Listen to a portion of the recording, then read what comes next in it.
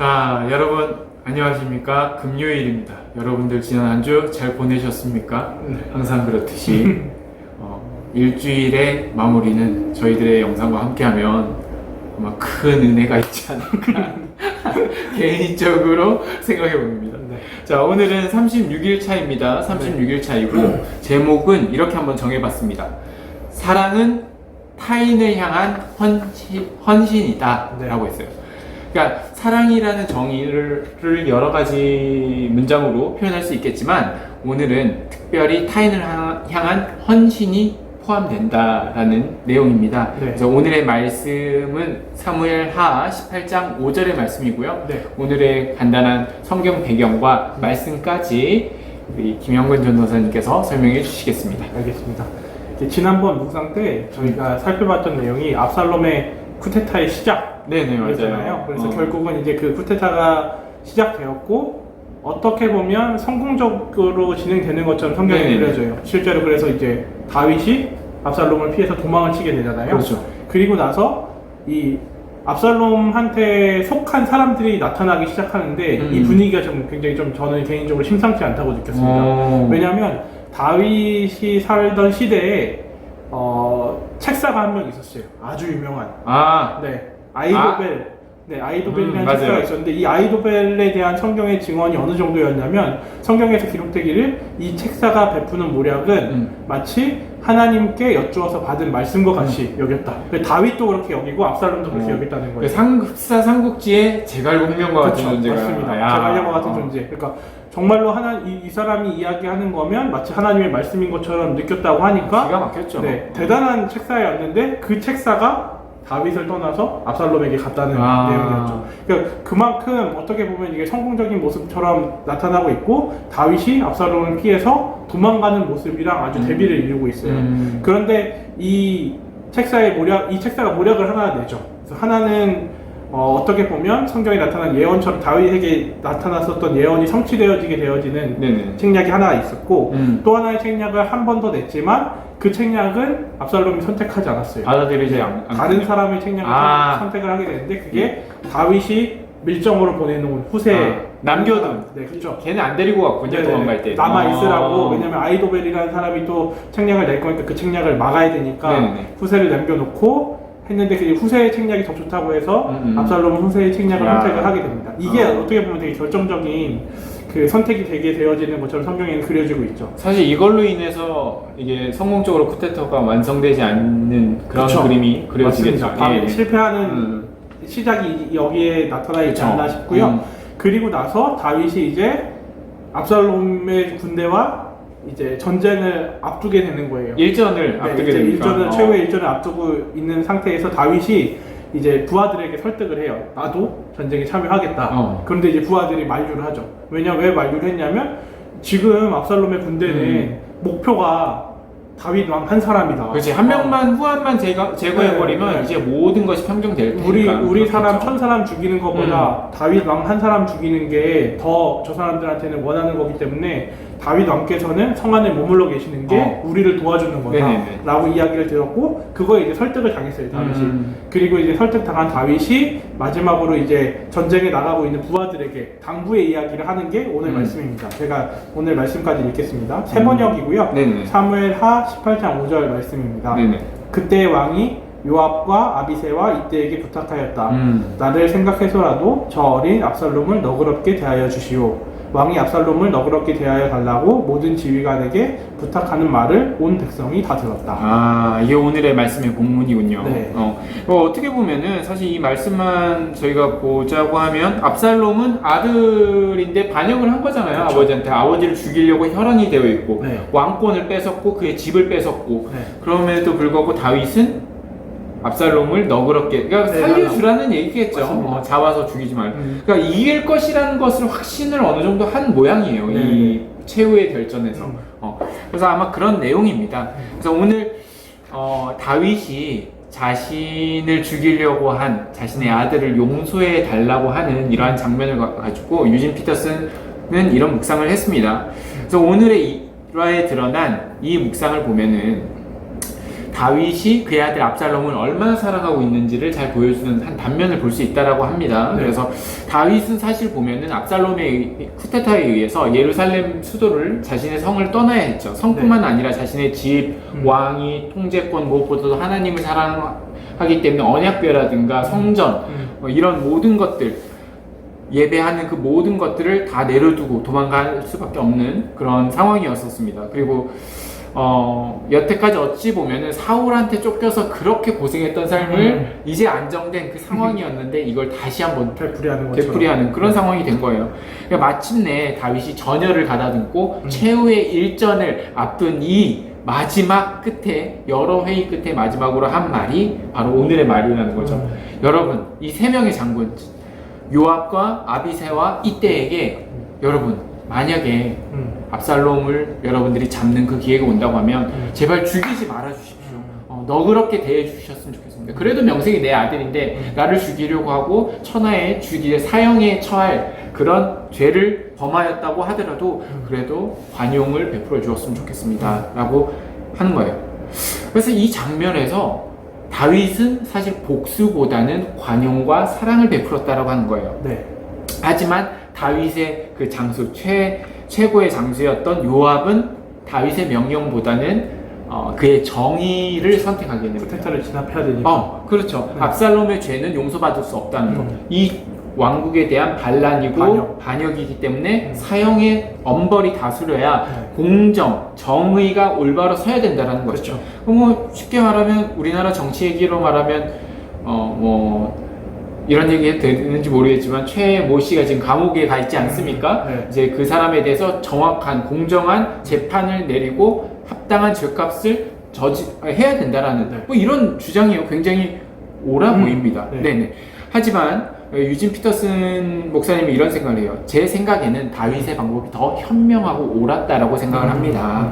왜냐하면 아무리 비극적이라도 아무리 고통스럽다고 하더라도 우리들은 인간적이고 그리고 사랑의 모습으로 가득 차 있어야 하기 때문에 그렇다라고 하는 거예요. 그리고 이것이 바로 복음의 본질이다라고 얘기를 합니다. 예수님께서 이제 십자가에 못 박혀 돌아가시기 전에 예루살렘을 산 위에서 이렇게 바라보실 때 슬피 우셨다라고 이렇게 얘기를 합니다. 네. 그리고 그들을 향해서 다 죄인이죠. 그들의 죄값을 위해서 묵묵히 아무런 말도 없이 그 십자가의 길로 걸어가신 그 장면을 우리가 생각을 해봐야 되고 그것이 바로 사랑이고 복음의 본질이라는 모습을 우리는 기억해야 된다는 거예요. 그렇기에 이러한 종류의 사랑도 좀 여러 가지가 있겠지만 이러한 종류의 사랑은 타인을 향한 헌신이 숨겨져 있다. 헌신이 굉장히 좀 힘든 부분들이 있지 않습니까? 네, 그래서 타인을 향한 헌신이기 때문에 거기 안에는 슬픔도 있고 상실도 있고 고난, 아픔, 인내와 같은 많은 고통들이 숨겨져 있다라고 하는 거예요. 그렇기에 이 사랑은 쉬운 것이 아닙니다.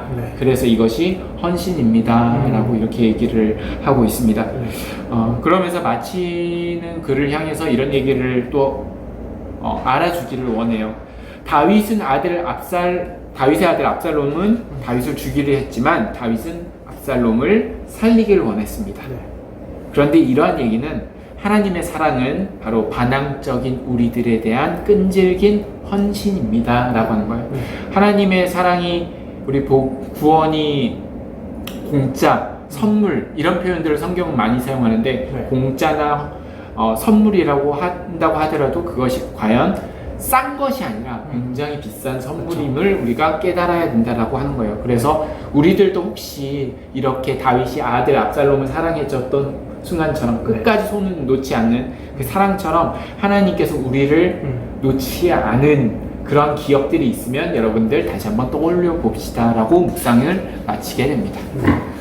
선생님 오늘 이 묵상과 말씀이 어땠습니까? 저는 개인적으로 이제 묵상글을 쭉 읽으면서 제일 먼저 들었던 생각은 머릿속에 물음표가 막 생겼습니다. 어떤 물음표가 생겼습니까? 왜냐면 이 연결을 지어지는 부분들이 어떻게 보면 되게 큰 비약이 있었던 건 아닌가라는 생각이 들었어요. 그렇습니까? 네. 하나님의 사랑과 그리고 사랑의 헌신적인 부분에 대해서 이야기를 하긴 했는데 그런데 압살롬은 사실 다윗의 아들이었어요. 맞아, 아들이잖아. 그래서 이게 어떤 원수를 향한 사랑을 보이고 관용을 보인 거다라는 거에 대한 느낌보다는 아버지가 아들에 대해서 이렇게 모질지 못한 마음으로 이렇게 보인 사랑의 모습이 아닌가라는 생각이 좀 대부분의 들었거든요. 부모님들은 자식이 아무리 잘못을 하더라도 그쵸. 네, 사랑할 수 있죠. 이런 네네. 모습들을 보일 수가 있습니다. 그런 뉴스에서도 많이 나왔잖아요. 예를 들어서 이제 아들이 어머니를 죽이고 도망치는데 빨리 이거 맞아요. 옷 갈아입고 가라고 피 묻은 거 티나면 안 되니까 옷 갈아입고 가라고. 그게 부모님의 사랑이시잖아요. 그렇죠. 그러니까 그것처럼 다윗이 베풀었던 것도 이게 어린 압살롬을 향해서 베풀었던 사랑도 부모님이기 때문에 했던 사랑이 아닌가라는 생각이 들다 보니까 지금 이렇게 유진 피터슨 목사님이 얘기하는 이 인간적이고 어떤 뭐 관용적인 사랑의 모습이다라는 부분에 있어서 아예 이렇게 적극적으로 이렇게 동의가 되진 않았었어요. 처음에는 이제 물음표가 들긴 했었는데, 그런데 이 마치는 글에 보게 되니까 여기에 마치는 글을 보면서 좀 어느 정도 정리가 됐어요. 그러니까 뭐 저희가 볼 때는 다윗이 압살롬을 향한 그 모습이 부모로서 아들을 향한 모습이다라는, 부모로서 아들이기 때문에 그럴 수 있다라고 의문을 제기할 수는 있지만, 제가 이제 더 이상 말을 못하게 된 부분이 바로 여기 하나님의 사랑이 반향적인 우리들을 향한 끈질긴 헌신이었다라고 이야기하니까, 그런 맥락에서 보니까 이제 이 목장이 좀 이해가 됐습니다. 이게 또 사실 보면은 다윗이 네. 신약의 예수님의 모습을 대신해서 보여주는 그렇죠. 예표로 우리가 얘기를 하지 않습니까? 맞습니다. 그래서 단순히 이제 부모 자식 간의 관계가 아니라 이제 타인을 향한 또 예수님의 그 사랑으로 또 봐야 된다는, 그렇죠. 그렇게 생각할 수도 있을 것 같습니다. 그래서 이제 중간에 그 예수님이 예루살렘을 보시면서 우는 맞아요. 예화도 여기에 들어가 있던 것 같아요. 이제 그러다 보니까 저는 그 개인적으로 이 묵상을 하면서, 그러면 저에게 하나님께서 이렇게 끈질긴 사랑의 경험을 보이신 게 무엇이 있는가, 이런 생각을 같이 해봤었는데요.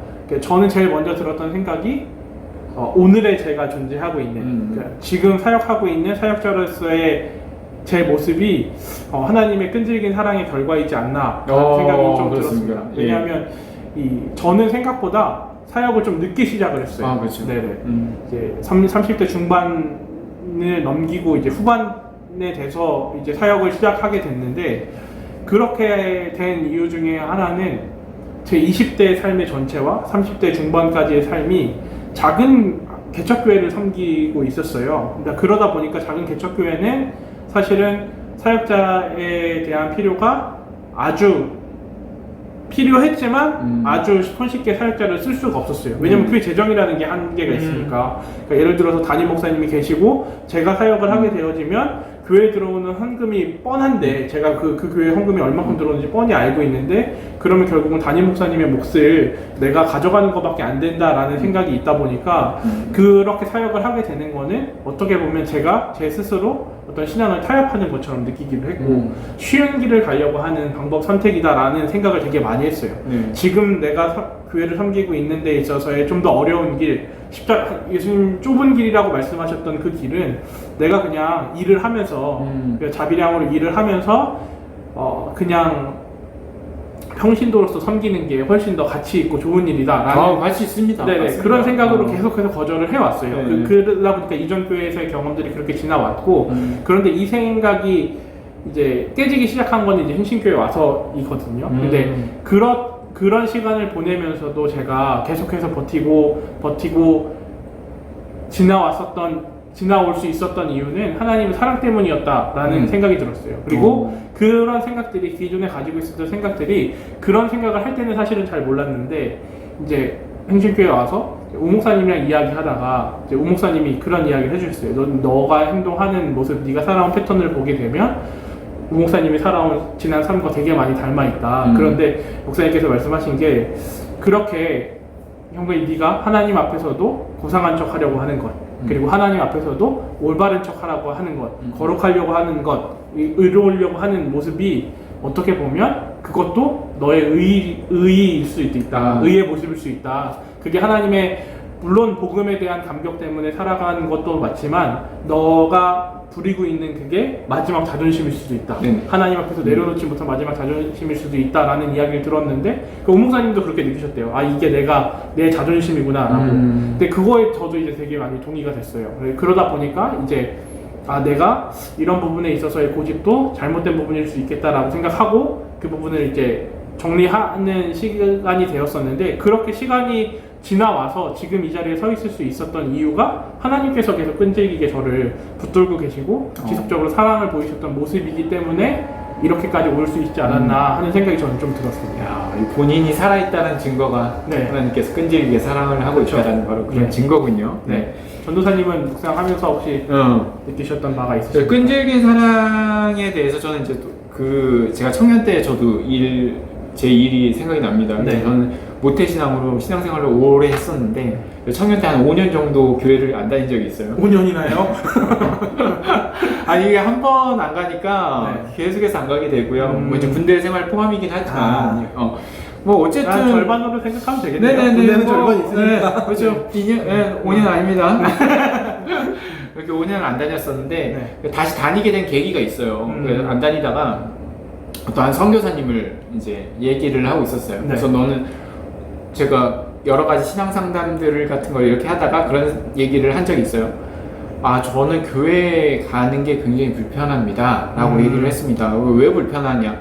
교회 가니까 제가 기도도 못해요. 왜 못하냐고 하는 거예요, 대체. 왜 교회도 못 가고 기도도 못하느냐? 라고 했더니, 아, 저는 하나님 말씀을 어려서부터 모태신앙이기 때문에 잘 안다. 근데 나 같은 생활을 하는 사람이 교회에 앉아있고, 나 같은 사람이 기도를 하는 거면 안 된다라고 어려서부터 배워왔고, 내가 그냥 죄인인데, 아니 하나님 사랑하지도 않고 하나님 지금 내가 현재 삶이 이런데 어떻게 내가 하나님 앞에서 기도를 하고 말씀을 듣고 예배를 참석할 수 있겠냐. 너무 죄송스러운 마음이 크기 때문에 기도하면 입도 안 떨어지고 예배에 있으면 계속 귀를 닫게 된다. 왜냐하면 나의 이런 모습을 하면 안 되는데 나는 계속 하고 있으니까 라는 말을 했었어요. 그래서 나는 그래서 하나님 떨어져 있는 게 오히려 내 마음도 편하고 하나님한테 뭐 별 낯짝도 없으니까 자격이 없다. 네, 자격이 없다라고 생각을 했었죠. 근데 이제 선교사님이 이제 그런 얘기를 했습니다. 하나님을 믿고 하나님과 관계를 갖는다라는 건 이런 거예요. 손 한번 이렇게 내밀어 보세요. 그러니까 악수인데 이제 이렇게 팔목 악수라고 이렇게 하잖아요. 그러니까 서로의 손을 이렇게 붙잡고 있는 거래요. 이렇게 좀 이렇게 좀 보이려면 이렇게 붙잡고 있는데 살다 보면 이게 하나님 팔이에요. 하나님 팔 좋습니다. 하나님 팔인데 서로 붙잡고 있다 보면은 세상을 떠나고 싶은 적이 너무나 많다. 하나님을 떠나고 싶은 사람들이 너무나 많대요. 자기 삶을 살고 싶어서 그래서 자신은 항상 자기 마음대로 살고 있다라고 생각을 한다고 한답니다. 그래서 어쩔 때 저같이 이제 다시 돌아가려고 하지만 나는 이미 하나님의 팔을 놓아버렸잖아요. 아무리 가려고 하지만 여전히 이 관계십은 끊어지지 않는다라고 합니다. 왜냐하면 여전히 하나님이 우리의 팔을 붙들고 있기 때문에 단지 그래서 내가 해야 될 건 뭐냐면 다시 그냥 붙잡으면 되는 거예요. 그래서 하나님한테 이렇게 붙잡고 나아가는데 못할 거 전혀 없다는 겁니다. 제가 이 말씀을 하면서 말씀 하나를 또 보여주시는 거예요. 그래서 이제 두 개를 보여주셨는데 하나 기억나는 게 로마서 8장 37에서 39절에 이런 말이 있죠. 내가 확신하노니 사망이나 생명이나 천사들이나 권세자들이나 현재 일이나 장래 일이나 능력이나 높음이나 깊음이나 그 어떤 피조물이라도 우리를 우리 주 예수 그리스도 안에 있는 하나님의 사랑에서 끊을 수 없느니라. 어떤 것이 있다고 하더라도 한번 연결된 그 하나님의 구원의 손길은 끊을 수 없다라고 하는 그 말씀을 보여주시면서 제가 이제 그 이후로 다시 한번 기도 한번 하고 해보지 않겠냐고 그래서 함께 기도하고 그 이후로 제가 교회에 다시 가신 겁니까? 좀 더 있다가 뭐 그러긴 했는데 다시 이제 그때 굉장히 감사하면서 느꼈던 게 하나님의 사랑은 절대 끊어질 수 없구나. 그리고 내가 아무리 잘못을 저지른다고 하더라도 하나님은 항상 그렇게 끈질기게 나를 붙잡고 있구나. 라는 게 항상 저 마음속에 품고 살아가고 있습니다. 저는 이제 그 말씀이 떠올랐고요. 그리고 그런 사랑을 하나님은 우리가 다른 사람들을 향해서 보여주기를 원하는 것 같습니다. 맞습니다. 그렇기 때문에 힘든 것 같아요. 타인을 향한 헌신이다. 바로 이 사랑이야말로 우리들이 할 수 있는 가장 최고의 사랑이고 힘든 사랑이 아닐까라는 생각을 했습니다.